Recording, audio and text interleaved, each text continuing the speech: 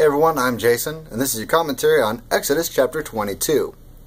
Now this chapter is pretty straightforward. It continues with the laws that God is giving to Moses.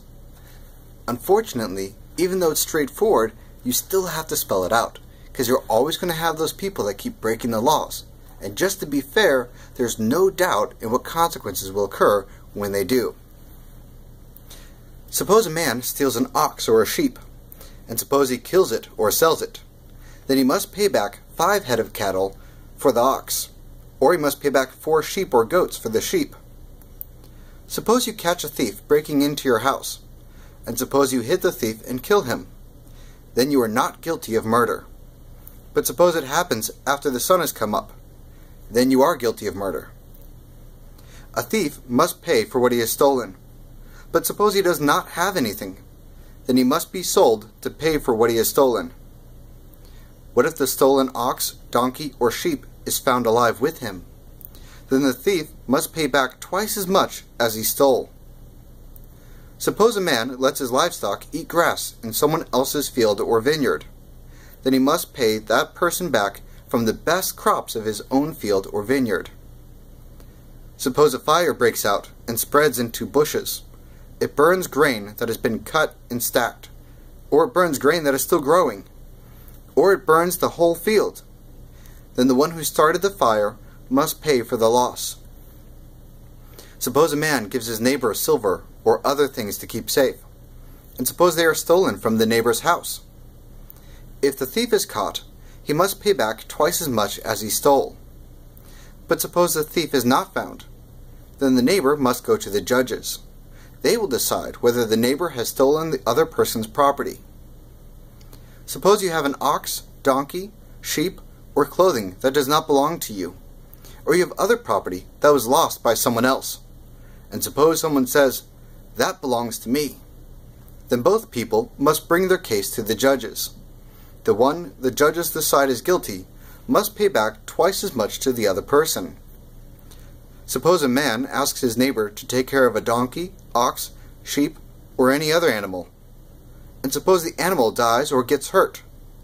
Or suppose it is stolen while no one is looking. Then the problem will be settled by taking an oath and promising the Lord to tell the truth. Suppose the neighbor takes an oath and says, "I didn't steal your property." Then the owner must accept what the neighbor says. No payment is required. But suppose the animal really was stolen.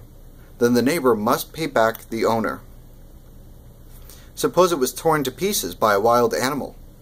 Then the neighbor must bring it with what is left as proof. No payment is required. Suppose a man borrows an animal from his neighbor, and it gets hurt or dies while the owner is not there. Then the man must pay for it. But suppose the owner is with the animal. Then the man will not have to pay. If he hired the animal, the money he paid to hire it covers the loss. Suppose a man meets a virgin who is not engaged, and he talks her into having sex with him. Then he must pay her father the price for a bride, and he must get married to her. But suppose her father absolutely refuses to give her to him. Then he must still pay the price for getting married to a virgin. Do not let a woman who does evil magic stay alive. Put her to death. Anyone who has sex with an animal must be put to death. Anyone who sacrifices to any god other than me must be put to death. Do not treat outsiders badly. Do not beat them down. Remember, you are outsiders in Egypt. Do not take advantage of widows. Do not take advantage of children whose fathers have died. If you do, they might cry out to me.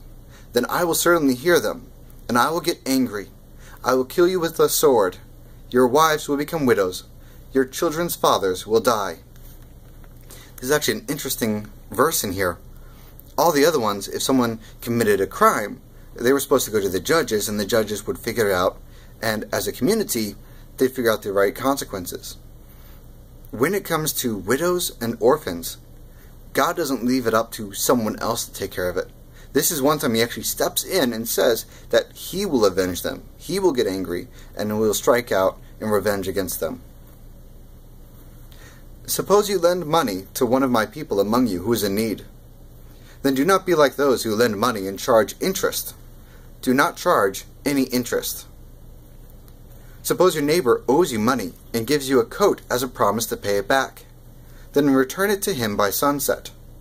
That coat is the only thing he owns to wear or sleep in. When he cries out to me, I will listen, because I am loving and kind. Do not speak evil things against me. Do not call down a curse on the ruler of your people. Do not hold back your grain offerings or wine offerings. You must give me the oldest of your sons. Do the same with your cattle and sheep. Let them stay with their mothers for 7 days, but give them to me on the 8th day. I want you to be my holy people, so do not eat the meat of any animal that has been torn by wild animals. Throw it to the dogs. Well, that's it for commentary on Exodus chapter 22. In chapter 23 and on, we'll cover the rest of the law that God has given to his people in order to protect them and lay out clear consequences for their actions. Thank you for joining me, and I will see you guys next time.